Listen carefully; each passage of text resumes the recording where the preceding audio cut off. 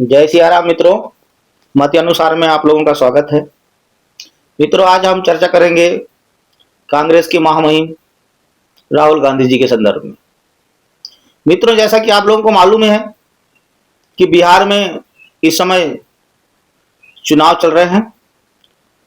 लगभग सभी दलों ने अपने अपनी पार्टियों ने अपने अपने हिसाब से प्रत्याशी घोषित कर दिया गया है।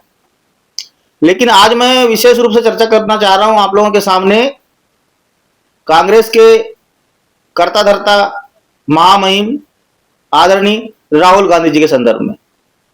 राहुल गांधी जी का मुझे ऐसा लग रहा है कि ये जो चुनाव है, बिहार विधानसभा चुनाव 2025, ये बिहार 2000 विधानसभा चुनाव 2025 जो है, ये अंतिम चुनाव।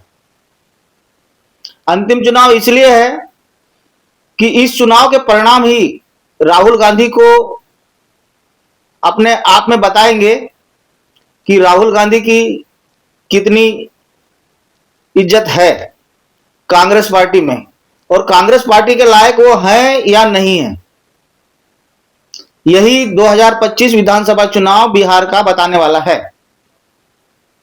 मेरा कहने का तात्पर्य यह है मित्रों कि राहुल गांधी जी ने जिस टाइप से वोट बचाओ यात्रा प्रारंभ की थी बिहार में, 15 से 16 दिन तक चली वो यात्रा, और उसमें उसने आरजेडी के प्रमुख वर्तमान के तेजस्वी यादव जी को भी रख लिया था साथ में। तो ऐसा लगे लोगों को कि भाई कुछ ना कुछ ये गठबंधन जो है, महागठबंधन जो है, कुछ ना कुछ कमाल करेगा। लेकिन बाद में क्या हुआ कि जैसी राहुल गांधी की यात्रा समाप्त हुई और राहुल गांधी जी जो है भ्रमण के लिए निकल गए विदेशों में, उसके बाद में कोई ध्यान नहीं बिहार का, गठबंधन का कोई ध्यान नहीं। तो जब ये गठबंधन के भी मुखिया बनना चाहते हैं और इनकी जो अपेक्षा है कि ये भारत देश के प्रधानमंत्री बने, तो इनकी जो तथाकथित अपेक्षा है उसको पूरी करने के लिए क्या नेतागिरी ऐसी करना पड़ता है क्या कि आप अपना काम निकालें, थोड़ा सा हो हल्ला कर लें और उसके बाद सीधे चले जाएं विदेश घूमने के लिए। चूंकि अभी बिहार का चुनाव चल रहा है और बिहार के चुनाव में उस यात्रा के बाद में राहुल गांधी की एक भी यात्रा नहीं निकली है चुनाव को मद्देनजर रखते हुए। जी हां मित्रों, आप लोगों को तो सब मालूम ही होगा कि एक भी यात्रा राहुल गांधी जी ने कांग्रेस पार्टी के पक्ष में नहीं किया है, क्योंकि सभी पार्टियां अपने अपने पक्ष में जनता का मूड को लाने के लिए सभी अपने अपने तौर पे अपने अपने तरीके से प्रयास कर रहे हैं। लेकिन राहुल गांधी आज तक यात्रा के बाद में दिखाई तक नहीं दे रहे हैं और ना ही वो लोग ट्वीट कर रहे हैं। एक्स में भी एक भी पोस्ट नहीं डाल रहे हैं चुनाव को लेकर। महागठबंधन पूरा बिखर गया था, लेकिन अभी अभी क्या हुआ कि महागठबंधन बिखरे ना और बिखरा हुआ नहीं दिखाने के लिए कांग्रेस पार्टी ने क्या काम किया, अशोक गहलोत जी को, जो राजस्थान के पूर्व मुख्यमंत्री, उनको अशोक गहलोत जी को भेज दिया बात करने के लिए। अब अशोक गहलोत जी ने बात की, थोड़ा बहुत उनका आपसी में सामंजस्य बैठा और फिर ले देखे उन्होंने सब गठबंधन वालों को एक किया, जिसमें मुकेश सैनी है वीआईपी पार्टी के, कांग्रेस पार्टी के नेता, आरजेडी के नेता जिसमें तेजस्वी यादव जी भी सम्मिलित थे, और भी जितनी इनकी पार्टियां हैं दो चार, और ये सब मिलके ले देखे कम से कम एक प्रेस कॉन्फ्रेंस की। अब प्रेस कॉन्फ्रेंस भी की तो ऐसा लग रहा है कि जैसे कि पीछे से किसी ने बंदूक दिखाया हो। वो कहते हैं ना, करपटे पे रिवॉल्वर रखे जुल्म कबूल करवा लेना, बस उसी टाइप का हुआ है। तो कम से कम ले देखे इन लोगों ने तेजस्वी यादव जी को मुख्यमंत्री घोषित कर दिया और वहीं के वही वीआईपी जो मुकेश सहनी है वीआईपी पार्टी के, उनको उप मुख्यमंत्री घोषित कर दिया। जबकि अभी ना तो रिजल्ट आया है और ना वोटिंग हुई है। चलो ठीक है, महत्वाकांक्षा अपनी अपनी जगह में होती है, लेकिन मैं विशेष तौर पे बात करूंगा राहुल गांधी जी की। राहुल गांधी जी का यह अंतिम चुनाव है। जी हां मित्रों, राहुल गांधी जी का बिहार चुनाव राजनीतिक दृष्टि से अंतिम है।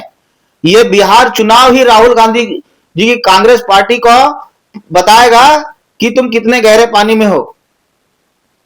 यदि 61 शायद 60 या 61 प्रत्याशी उतारी है कांग्रेस पार्टी, अगर 61 प्रत्याशियों में से 30, 35, 40 प्रत्याशी अगर नहीं जीते और वही लेते कि 5, 10, 15 अगर जीते, तो फिर राहुल गांधी जी के ऊपर में प्रश्न चिन्ह आ जाएगा और कोई प्रश्न चिन्ह कोई नहीं लगाएगा, उन्हीं के नेता लगाने वाले हैं।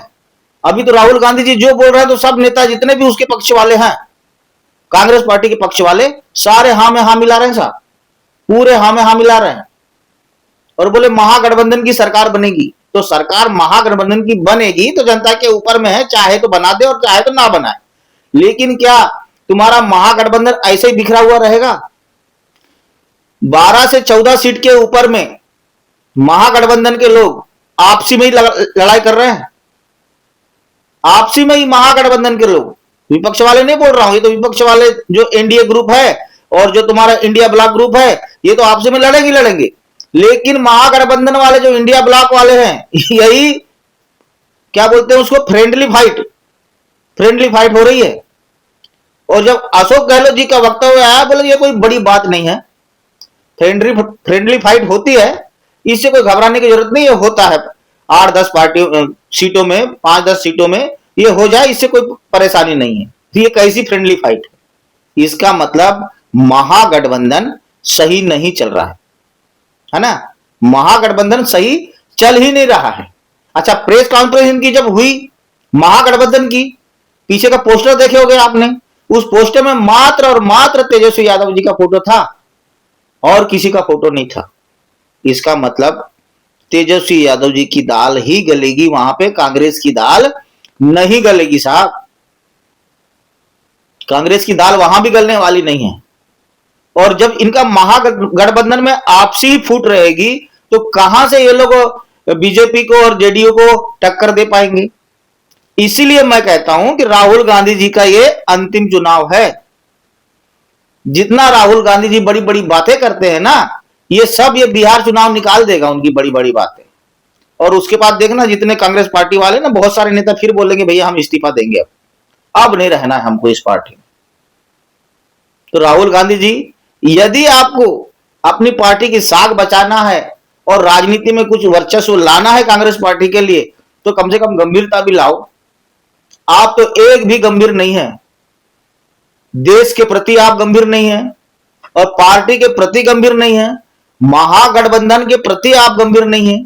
आपने दिखावे के रूप में भलाई खड़गे जी को पार्टी का अध्यक्ष बना दिया, लेकिन क्या वो अध्यक्ष अपने मन की कर पाते हैं? उसमें भी तो बीच में उंगली आप ही डालते हैं। अच्छा, प्रियंका वाड्रा जी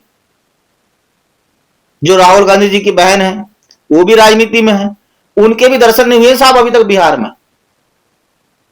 ना तो उनका बिहार में दर्शन हुआ है और ना एक्स पे दर्शन हो रहा है बिहार चुनाव को लेके। तो सोच लीजिए कि ये लोग कितने गंभीर हैं। तो मित्रों, मेरे इस विचार से अगर आप सहमत हैं तो कृपा करके मेरे इस वीडियो को लाइक कीजिए, शेयर कीजिए और चैनल को सब्सक्राइब कीजिए। जय सिया राम, सादर प्रणाम।